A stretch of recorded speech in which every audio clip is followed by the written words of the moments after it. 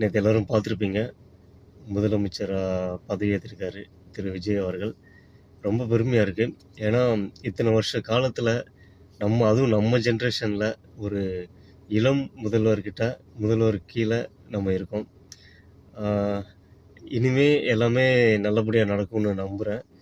ஏன்னா இது வரைக்கும் நம்மளை ஆட்சி செஞ்சவங்க எல்லோரும் வயசானவங்க, ஒரு ஆக்டிவாகவே இருக்க மாட்டாங்கன்னு வைங்களேன். இவரை பார்க்கும்போது இவரை பார்த்தாலே ஒரு குட் வைப் கிடைக்கிற மாதிரி ஃபீல் ஆகுது இல்லையா? எனக்கு தெரிஞ்சு இனிமேல் எல்லாமே நல்லதாக நடக்கும்.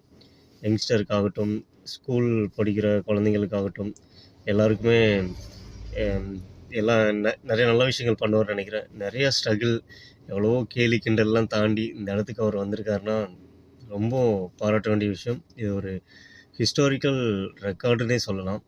இவ்வளோ தொகுதியில் ஜெயிச்சு ஆட்சிக்கு அரசியலுக்கு வந்து 2 வருஷத்தில் இவ்வளோ பெரிய பதவி கிடைக்கும் யாருமே நம்பியிருக்க மாட்டாங்க. ஸோ ரொம்ப பெருமையாக இருக்குது. ஒரு ஊழல் இல்லாத ஒரு ஆட்சி தருவேன்னு சொல்லியிருக்காரு. பார்க்கலாம். பெண்களுக்கு பாதுகாப்பாகட்டும், குழந்தைங்க பள்ளிக்கூடம் போகிறவங்களுக்கு நல்ல ஒரு ஃபியூச்சர் பண்ணி தரேன்னு சொல்லியிருக்காரு. பார்க்கலாம், எல்லாருக்கும் நல்லது நடக்கும்னு நம்புவோம். இன்றைக்கி காலையில் ராபிடோ ஆன் பண்ணி சென்ட்ரல் போனேன். சென்ட்ரல்லேருந்து ஏர்போர்ட் பக்கத்தில் ஒரு ட்ராப் முடிச்சுட்டு இப்போ ஒரு இடத்துல படப்பை பக்கத்தில் ஒரு இடத்துல இருக்கேன்.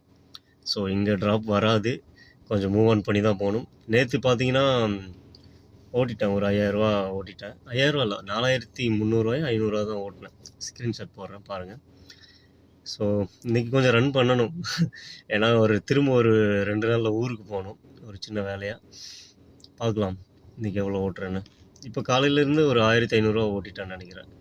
ஆமாம். ஸோ நல்லா போயிட்டுருக்கு. வேலை வேணுன்றவங்க கண்டிப்பாக கான்டாக்ட் பண்ணுங்கள். நம்மக்கிட்ட டிரைவர் வேகன்சி நிறையா போயிட்டுருக்கு.